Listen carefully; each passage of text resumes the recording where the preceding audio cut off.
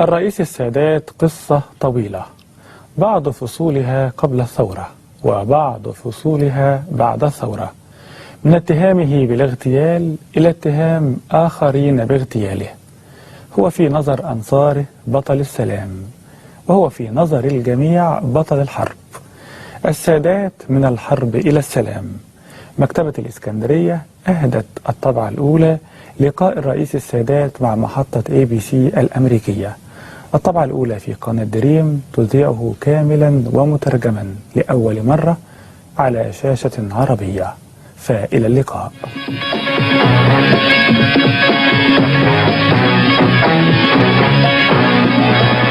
Now for the next hour, Sadat Action Biography.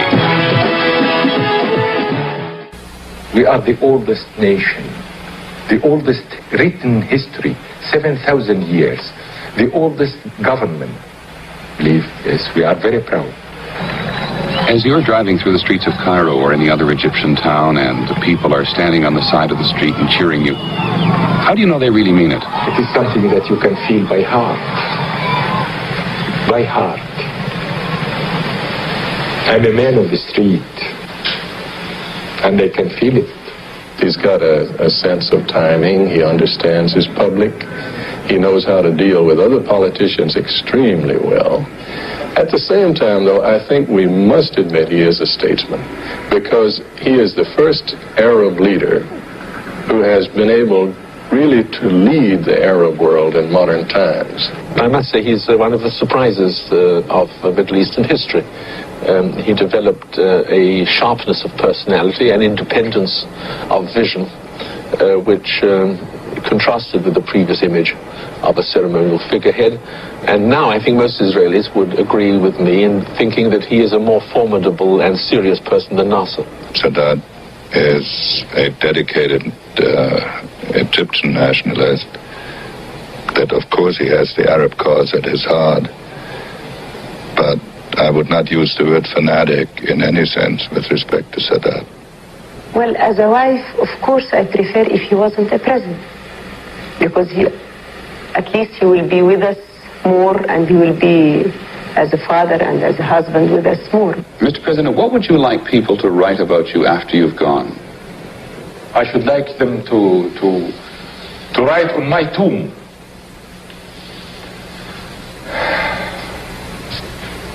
He has lived for peace, and he has died for principles. For the past 1,000 years, nobody in the West has bothered very much about getting along with the Arabs. They haven't amounted to very much. In the past 12 months, however, it's become a very big matter, not far on our agenda below getting along with Russia or getting along with China. There are about 100 million Arabs in about 20 Arab countries. Though they're not united and none is dominant, the most prestigious is Egypt, because it is the most populous. It's a piece of luck for us that the president of Egypt now is Anwar el-Sadat. He has expelled the Russians from Egypt. He's shown himself amenable to negotiation, as Nasser was not. He's opened his country up to Western investment, and he's displayed an admiration for the steward of our foreign policy, Henry Kissinger. For the past 4 months, ABC's chief Middle East correspondent, Peter Jennings, has been filming Sadat's every public move and a lot of private ones. For the next hour, we present Jennings' portrait of the #1 Arab.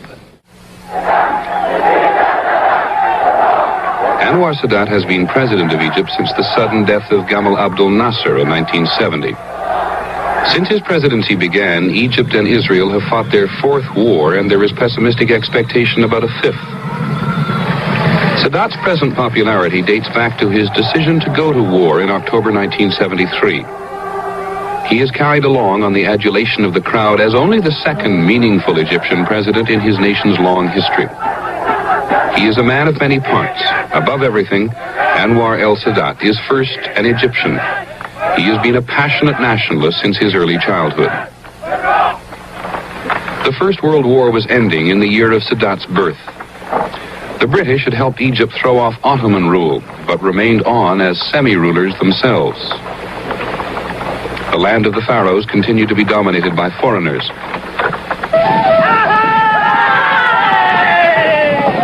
burial sites of the ancient kings became training grounds for British cavalry.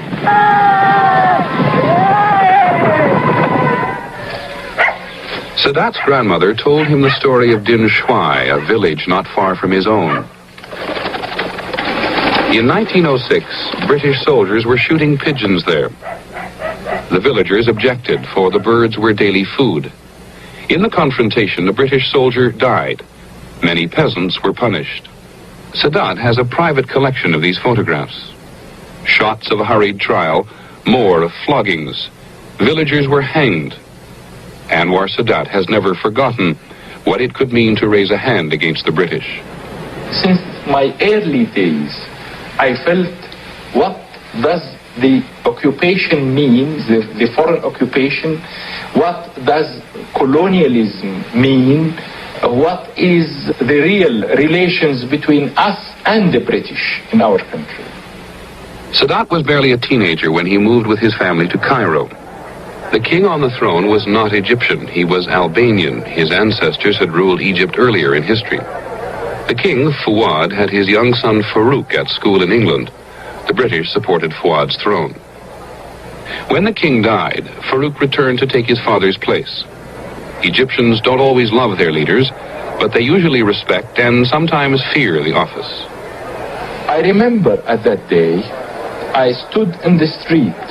I stood from 9 o'clock in the morning up till 2 in the afternoon, waiting for him, waiting to have a glimpse of our new king.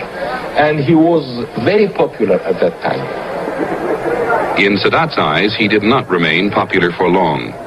The British government continued to influence Farouk as they had his father. There was little future for boys like Sadat. The country was not ours. We have only what I call the 0.5% community. It means that 0.5% has got everything, and 99.5% has got nothing at all. Sadat, at high school in Cairo, demonstrated against the British. He was expelled twice before graduating. Ironically, at least one contact with the British was beneficial. In 1936, the military academy, looking today much like it did then, opened its doors to Egyptian boys from the lower class. Sadat, whose father worked for a British army doctor, made application. My father was his chief clerk. So my father sought his recommendation, and in my file, you shall see that I was recommended to the military college by a senior British officer. That must have been one of the only times a British officer recommended you for anything, wasn't it? Quite right. They must be sorry for it. Sadat was admitted, and so was another fervent Egyptian nationalist, Gamal Abdel Nasser.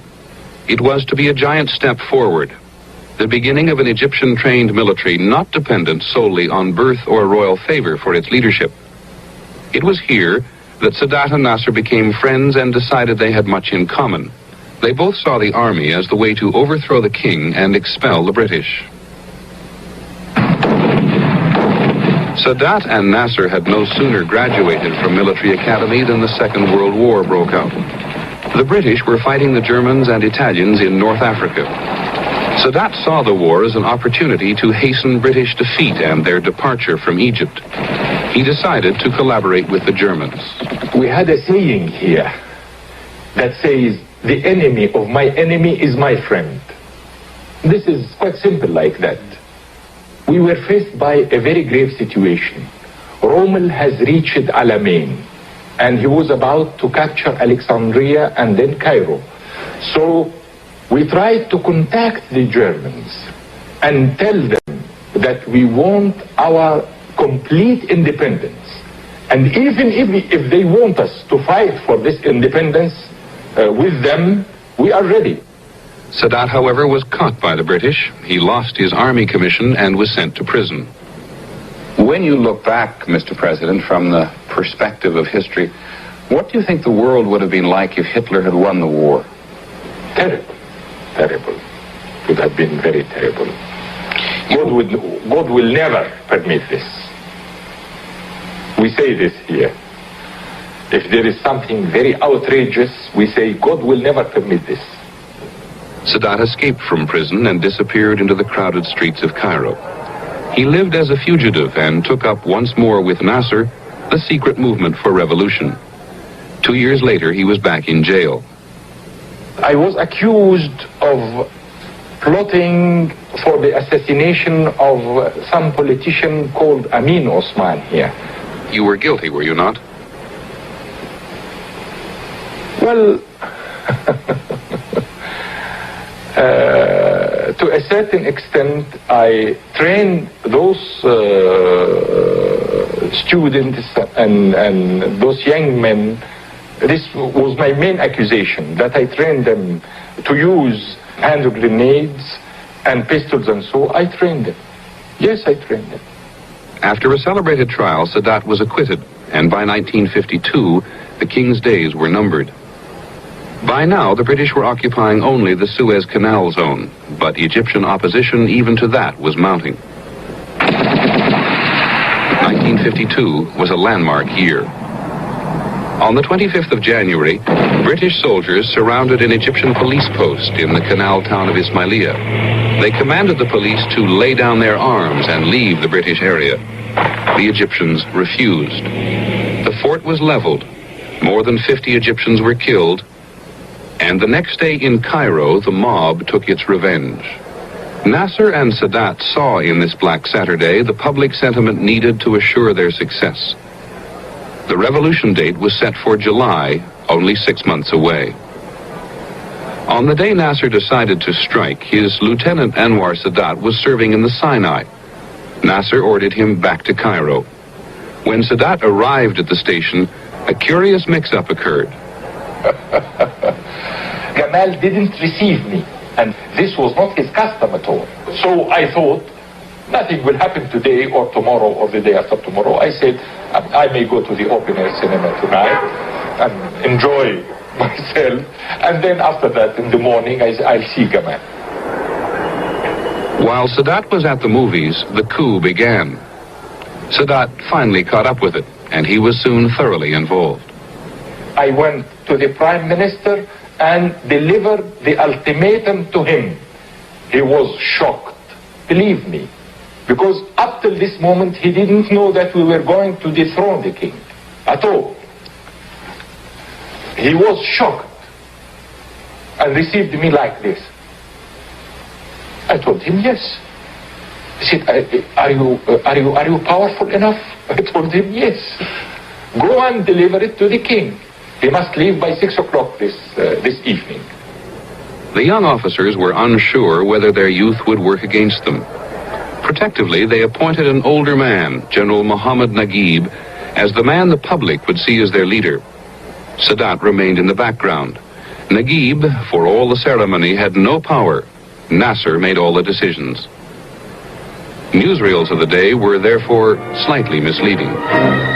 From Cairo come these first authentic pictures of the bloodless coup by which the army took over control of Egypt. It was the end of the king's attempt to maintain power.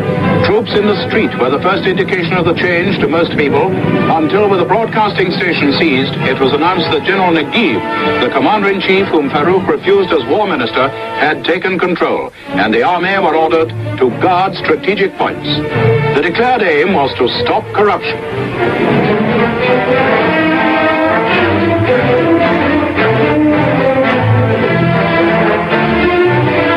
They struck at the top, and General Naguib shows the abdication papers signed by King Farouk in favor of his 7-month-old son. Meantime, from Alexandria, the royal yacht Marusa sails with the ex-king and the infant king for Capri. To the ordinary Egyptian, the change is welcome. What the change will mean to the rest of the world, we have yet to see. The impression you had in Alexandria Harbor the night that the Marusa sailed King Farouk into exile? Relax. Relax. Really. Was the coup easier than you expected? Very easy. Yes. Yes. Yes. The new government, the Revolutionary Command Council, met legally for the first time. And we were not prepared at all, either to form the government or to do whatever, anything at all. We were not prepared at all. Believe me, we were in a mess. What are we going to do? We are responsible now after the country, after Egypt. By 1956, General Naguib had left government altogether. Nasser, now president, was to be Sadat's boss for the next 14 years. Egyptian nationalism did not wane under Nasser. If anything, it increased. Nasser appealed to the United States for arms and was turned down. He bought them from the Soviet bloc. Washington, in return, refused to provide the money it had promised for the badly needed Aswan High Dam. The Russians offered to pay. The Egyptians readily accepted. The American failure to provide the money led to the first serious Soviet penetration of Egypt. Sadat still blames the American Secretary of State John Foster Dulles. We didn't like him here because he has never understood us. He has taken everything always black and white. Either you are with America or you are not with America, or you are an enemy of America. I don't like this attitude because there is a psychological element in the whole thing. We have our pride. We want to be friends with America, but we have our pride, and we don't want to be a puppet government, or we don't want to receive orders from Mr. Dulles. But we can be friends. He didn't understand this. Sadat stepped into the shadows for the years of the Nasser regime. He did not really re-emerge until one night in December of 1969. Nasser, concerned about his own death and the perpetuation of his policies, named Anwar Sadat his vice president. And he said, well, if I happen to die, I want you to continue, and I don't want anyone to humiliate this country again. Did you take that as a pretty clear indication that he wanted you to be the next president? Quite right. He never said this before. Sadat, Action Biography, will continue after this. If Anwar Sadat is a nationalist, he's also a peasant. He springs from the centuries-old underprivilege to overpopulate the Nile River Delta. Anwar Sadat's nationalism is rooted in the Egyptian peasantry. Even the poorest is attached to his nation's history.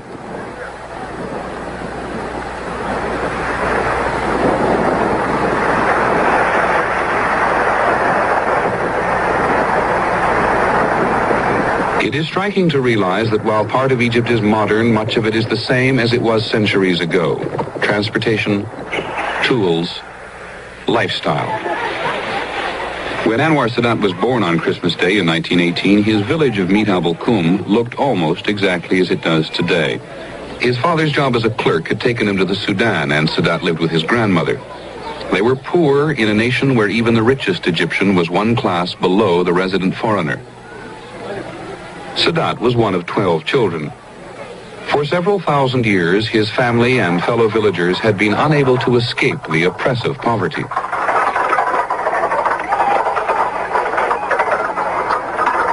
Sadat had never lived outside his village until the day his father was transferred to Cairo. He soon discovered that life in the city was different. Believe me, it was very miserable for me when I left the village and came to town. I started to learn what's really the meaning to be poor. I started to know what is the meaning of class. I was very miserable, believe me. Sadat has never overcome his distaste for the city and the restraining walls it imposes. There is not enough room in the garden of his Cairo home. Whenever he can, he retreats to a variety of country residences. Time is his enemy, and a day off with his wife and 2 of the 4 children is rare. He is not a very active man, but here on the edge of the Mediterranean, he and his wife, Jihan, take long walks. She is his second wife. He divorced his first in the late 1940s and met Jihan, who is half English, a short while later. What did she say when you first asked her if she would marry you? Well, she agreed at once. She agreed, in spite of the fact that there is a difference in age between us. You were just irresistible.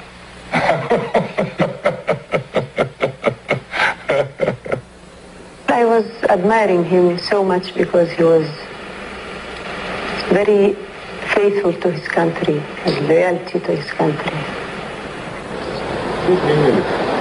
The Sadats have 4 children, 2 married, 2 others, Nana and Gamal, still living at home. There is little time for the children, and they often resent it. I want him to work with me, solve my problems, you know. I like to sit with him, you know. I've been sitting with him too much because of his work. And I miss him. At home, Mrs. Sadat is the disciplinarian and usually takes the lead in family matters. Jihan Sadat is a leading Egyptian figure. She understands the real depths of the country's social problems. She worries always, but she is very kind-hearted, and she is a real help. No matter where a Muslim is, he has obligations. Whether in a mosque or in his living room, Sadat prays 5 times a day. Sadat's faith and obvious devotion to Islam has enhanced his image as a leader with other Arabs. During our visit, an afternoon in the country included a visit to his beach house. The president does not move even here without a strong detachment of bodyguards. Again, the president did little. He shuddered a little when his children raced by in their latest acquisition.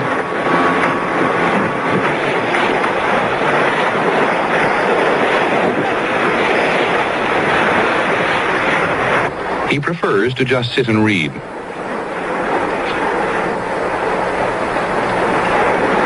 But sometimes his wife talks him into backgammon.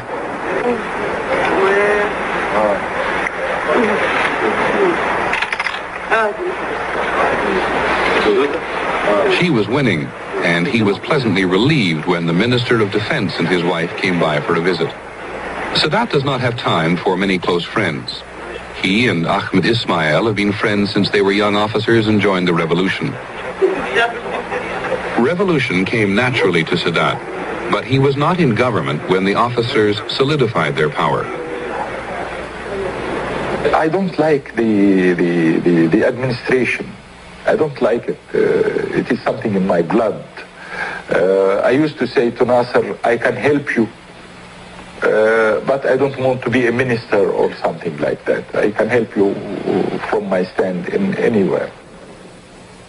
Because Sadat was not publicly apparent as part of Nasser's inner circle, most people judged him to be of little influence. Nasser's presidency, however, was marked by constant power struggles. The villager knew how to survive. Sadat returned to his old job as a journalist. He wrote a book on the revolution. We know now that he never lost contact with Nasser. The others, when they disagree with him, they declare it and they make a show of it. But I disagreed with him, but we used to discuss this either at his home or at my home, and we used to have very hot discussions. Nasser electrified and sometimes frightened the world. Sadat's style is different and many believe more effective. President Nasser was, of course, in many ways the movie star of the Arab world, and his image still dominates a great deal of thought about the proper way of moving toward the future. President Sadat is a quieter man. He's more of a father figure. He's more of the ideal Egyptian villager. Sadat served Nasser faithfully, often as a spokesman in foreign capitals. I remember once when he was on his way to America, and people were worrying if he was going to make boo-boos all over the place. And an American friend of Nasser's said, well, I don't think Anwar Sadat is smart enough to make any serious mistakes. He's bound to just go over there and be a genial boob everywhere. Nasser turned to this American and said contemptuously, have you ever heard of Goha? Now, do you know who Goha is? Goha is the man in a sort of an Aesop's fable character in Arabic literature who acts like he's a fool, a buffoon, and really, while he's making you think he's a buffoon, he's removed your gold teeth from you without you realizing it. That's what Nasser meant. For all his travels and apparent worldliness today, it is his village which draws him back. It is only here where Sadat sheds his tailored suits and French ties for his native Galabeya. He lives in the village's only large house. Even as president, he has done little to change the other side of the street. It is much today as it has always been. This is no longer the place where Sadat can walk unnoticed, but at least this is family, and the press of the crowd bothers him less. Here, he is not so much president of Egypt as he is village elder, the boy who made good. Here, Sadat hears blunt complaints about village problems and well-intended admonitions about his health. He relishes the role of patriarch, here and for Egypt as a whole. The villagers and he communicate easily. Sadat's an Alabama politician. If you want to understand Sadat, understand John Sparkman from Alabama, a man who is highly educated, highly intelligent, but who knows how to say ain't, so that just a faint trace of quotes around it, so that if he's talking to someone who says ain't, they won't notice the quote, but someone who knows better, they will notice the quote. I'd say Anwar Sadat's that kind of a man. He aspires to be pretty much what he is. It would be an insult for Sadat to visit the village without seeing an even older man, the teacher who taught him religion as a youth. Sadat says he will retire here in 1976, but not many people believe him. Politics is in his blood. Those who oppose him believe he will not easily relinquish power. Those who support him say he couldn't walk away from the problems of Egypt. Whatever the case, Sadat is convincing about the burdens of the presidency. I have lost everything. I have lost my freedom. I have lost my life as an ordinary man that can walk whenever he feels like it, or stops working when he feels like it. I have lost all this. Sadat the villager, Sadat the passionate nationalist, came to power suddenly. Though perhaps only he felt it for certain, his emergence as an Arab leader of note began the day that Nasser died in 1970. You know, we thought at one time this man will never die. And because we were in such a mess, and we were humiliated, and we were injured, we have put all our burden on the shoulders of Nasser. It was a great shock for me, really a great shock. I couldn't continue at that day. Sadat as president faced many of the same problems which had existed at the time of the revolution. The British had long ago signed an agreement to leave Egypt, but there were still foreign troops on Egyptian soil. Since the June War of 1967, the Israelis had occupied virtually all of Sinai. Sadat knew he must deal with Israeli occupation, but first he moved to establish his credentials at home. After 18 years of relative obscurity, few Egyptians knew much about this man. Those who thought they did believed he was easily manipulated. I think the most difficult time was when he took power, and he discovered that he was surrounded by unfaithful lieutenants who tried to use him and to make him a stamp president, not a genuine president. And I think these people didn't know Sadat. Sadat's first major crisis led to the purge of his opposition. An attempted coup led by the Vice President Ali Sabri failed almost as soon as it began. Sabri, seen here at his subsequent trial, was convicted and is still in prison. Also convicted were the Ministers of War, Interior, and Intelligence. I am very patient. I'm still a villager. I'm very patient. But I never lose my target at all. I may be patient, but at the end, I fulfill my mission. Sadat had appeared to encourage those who thought he could be used. During his first speech, he said he could not shoulder the burdens alone, and that he would continue the course set by Nasser. the Egyptians love their little political jokes, and one of favorite anecdote of mine was told shortly after Nasser's death and Sadat's succession, which is of President Sadat going out in the presidential car for a drive with the same chauffeur who had served President Nasser. And they come to a crossroads, and the car stops. The chauffeur doesn't know which way to go, and he turns for guidance to President Sadat. Which way? And Sadat thinks for a few minutes and says, well, which way did President Nasser go? Oh, he always went left. Very well then, signal left and turn right.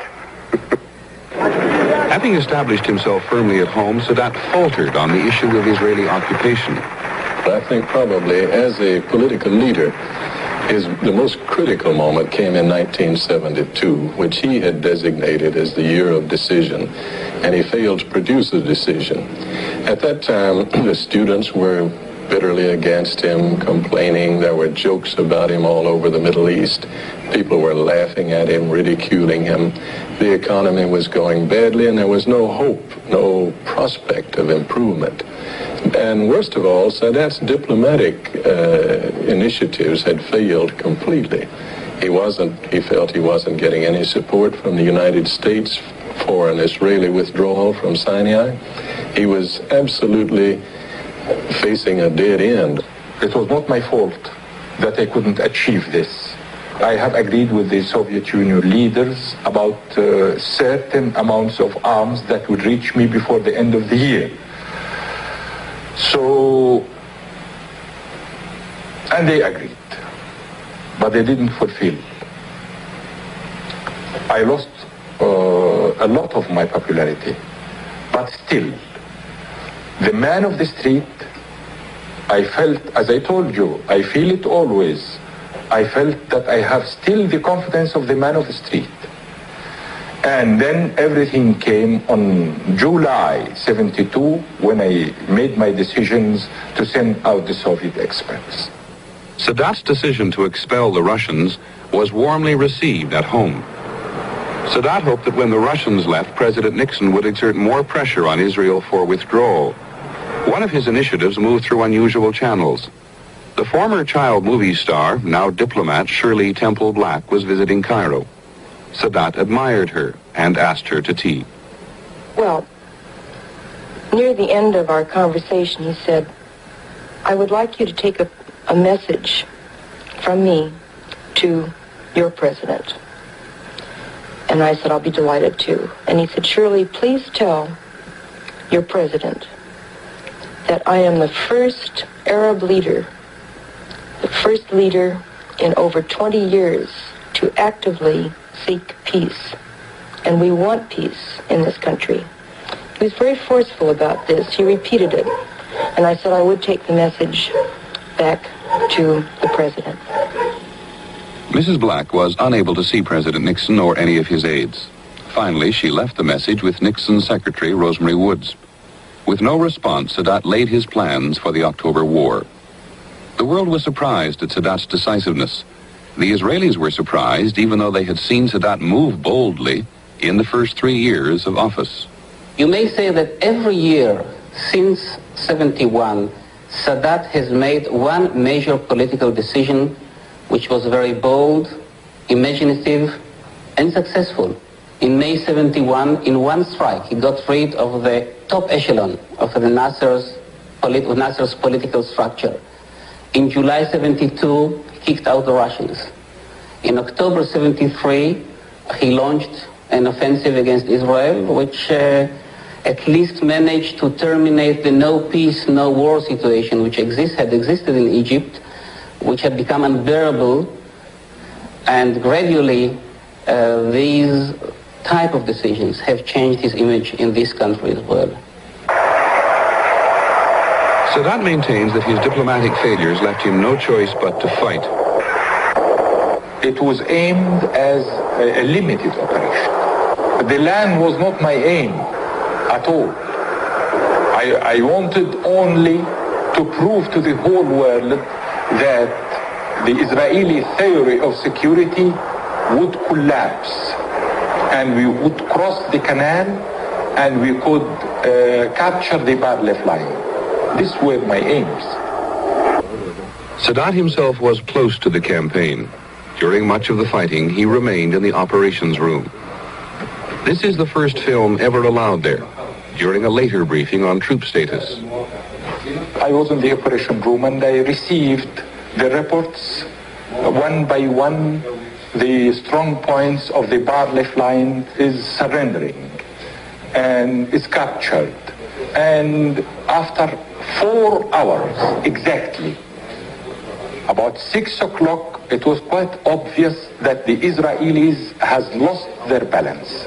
At that time, I told my people in the operation room, my forces, I told them, felicitations.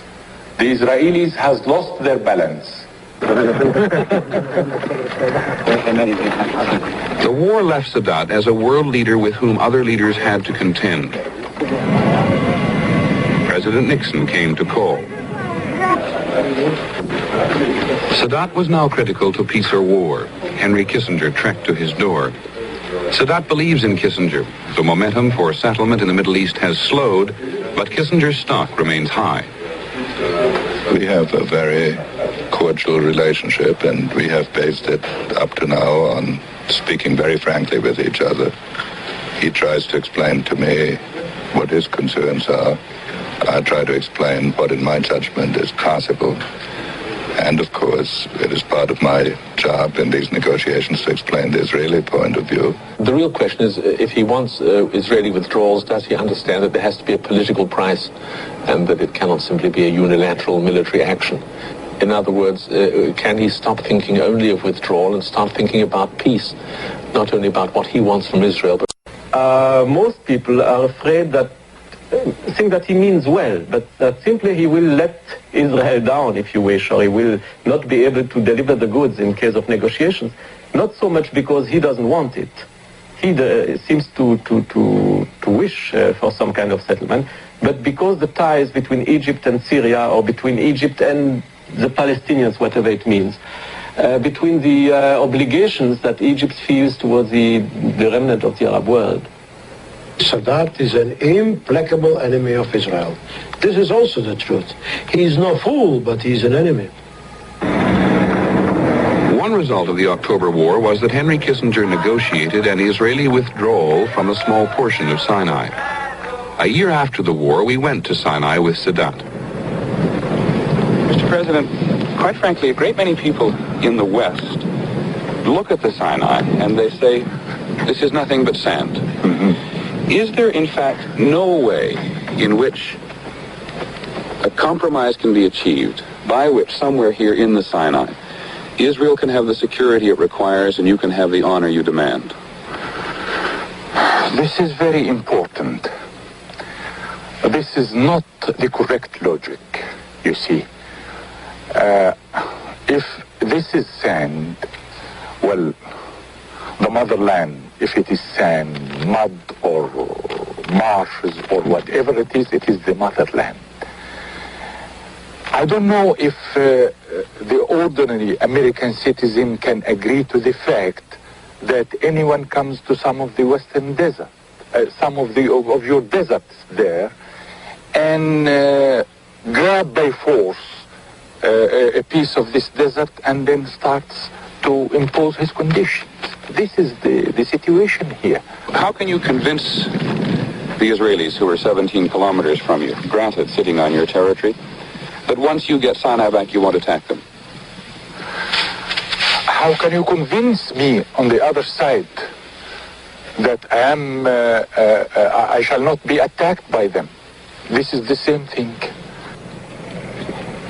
During the 5 weeks we spent with Sadat, the issue of war and peace confronted him constantly, pursuing him even to his village. A representative of the Pope came to call. They discussed religious tolerance. A settlement in Jerusalem is important to other Arabs. Sadat would like the Pope to pressure the Israelis. Part of our stay was during the Muslim holy month of Ramadan. Like all good Muslims, Sadat fasted from sunup to sundown and often didn't begin work until late at night.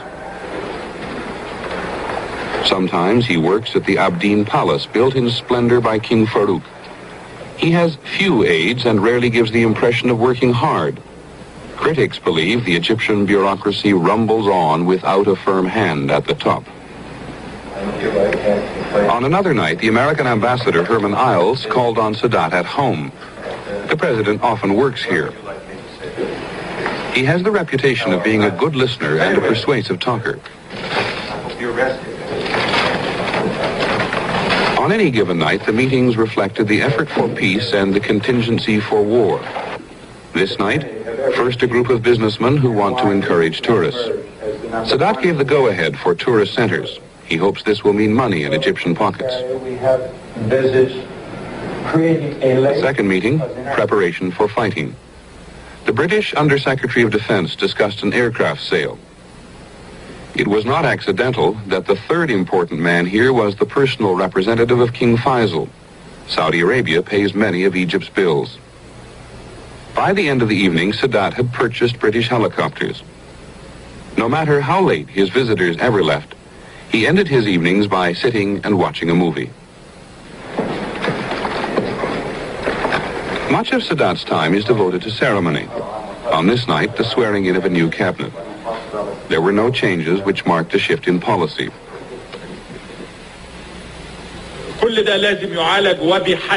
The business of fealty over, Sadat chaired a cabinet meeting. Sadat does not like detail and confines himself to broad directives. The issue here was galloping inflation and the need to reconstruct a staggering economy.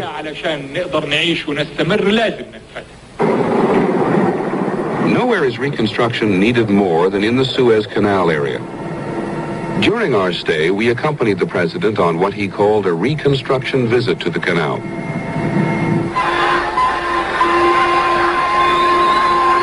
Sadat does not travel to learn the hard facts. Those he can gather at home. The trip was intended to raise morale. It did. There was adulation everywhere, but nowhere more fervent than during a cruise in the harbor which finally led up the canal itself. The more effort Egypt puts into building here, the more encouraged are the Israelis. If he reconstructs the canal area and opens the canal and puts hundreds of thousands of people back there, that indicates that he's not going to be very anxious to get them bombed out again. That's therefore a great index of whether he sees the peaceful option is available. And in the measure that he is putting people back in the canal and preparing to open it, that is a promising sign, an indication that the disengagement agreement is not simply a passing episode, but a possible step leading towards an unfreezing of the conflict. During our stay with Sadat, he left the country only once to attend the Arab Summit meeting in Morocco. There, he was one of 20 Arab leaders, albeit a major one. He and King Faisal represent the Arab moderates. There were others there, less accommodating. At his borrowed villa outside Rabat, he tackled immediately the summit's #1 issue. How should the battle between King Hussein of Jordan and the Palestinians be resolved? Hussein and the Palestinian leader Yasser Arafat came to pay court. Hussein wanted to speak for Palestinians inside Jordan. Arafat wanted to speak for Palestinians living everywhere. You see, we are cooperating together. And as we have mentioned, there are 3 partners: Egyptians, Syrians, and the Palestinians. The summit voted for Arafat, which was a defeat for Hussein and not the compromise Sadat would have preferred. Sadat did have the power to stop a Syrian move which would have aborted the American peace initiative in the Middle East. In a moment, we'll ask the president how the region has changed since the heads of state met. Sadat, Action Biography, will continue after this message.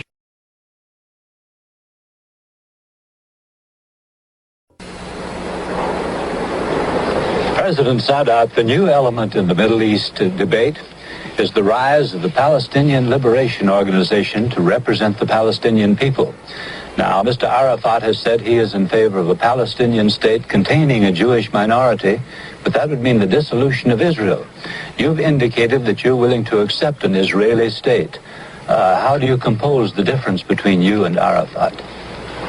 If I am a Palestinian, I should say what Arafat says. It is their problem. But for me,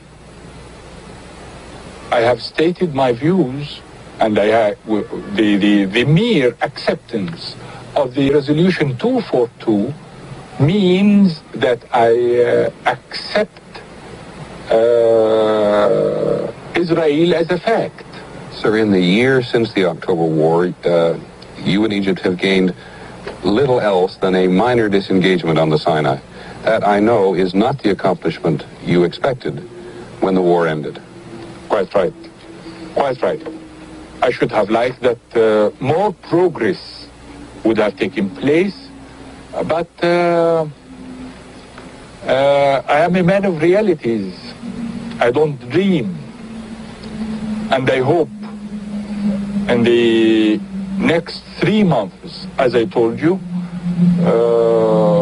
we can speed up the momentum of the whole thing. Are you, as President of Egypt, and is your nation prepared to live in peace with an Israel which does not expand beyond the 1967 borders? I'm ready for a peace agreement with Israel. And this is valid up till this moment. I said much more than this.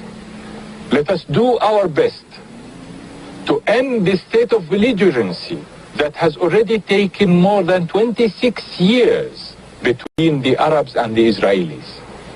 How much pressure is on you, Mr. President? If you didn't have the pressure of the wide variety of opinion in the Arab world on you, would you move faster? Would everything be easier? I'm ready. I'm ready to move faster. But, my friend, just give me something concrete, and I am ready this moment to start and work. Well, what is concrete, if we may look at the very next small step? You want to know it practical on the ground? Exactly. Very well. I may tell you this. Israel must move on all the fronts. On the Egyptian front, the Syrian front, the Jordanian front, the Palestinian front now. But what I can give is this. The end of the state of belligerency that has already taken more than 26 years up till this moment. More than that, I'm going to ask a third party, like the United States. The United States has special relations with Israel. And I consider myself now the friend of the United States. Well, why not the United States come and guarantee both of us? Has Henry Kissinger let you down in any way over the last year? Not at all. Not at all. Henry Kissinger has always been up to his word. And President Ford, after he took power also, he has been always up to his word. If the Americans do not produce for you, if Dr. Kissinger does not produce for you in the near future, will you abandon the United States? And where will that leave you? Or do you have no choice at the moment? When I started my new chapter with the United States, it was not a policy of the moment or something that I needed for some time and then can drop it. And so I mean, with my new chapter with the United States, that we must keep at least, if it is not the best, the normal relations with the United States, whatever the consequences are. Well, are you in a position to carry out an offensive, defensive if war breaks out? If Israel starts it, I have no choice. But I am not planning any offensive. I told you this. I tell you this now, as I told you before, when I was planning the offensive, I said I am planning for the offensive. And you didn't believe me at that time. I think you should believe me now. I'm not planning any offensive. The Arabs are not planning. Syria also is not planning any offensive. At the beginning of this broadcast, the beginning of the Sadat biography, which we've just seen, Howard K. Smith said that the Americans were lucky to have Anwar Sadat because he was a moderate Arab leader. If there is no peace in a relatively short period of time, is there not a danger that moderates like Anwar Sadat will disappear? Maybe. Maybe. Maybe.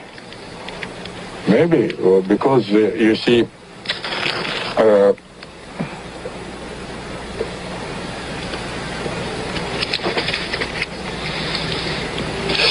people all over the Arab world are starting to feel frustration. But I think, and I'm sure also, that the United States can play the main role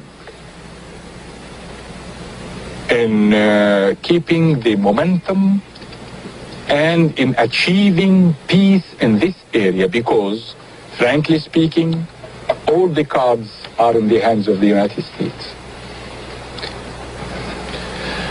Thank you, Mr. President. Thank you very much, President Sadat. Sadat Action Biography.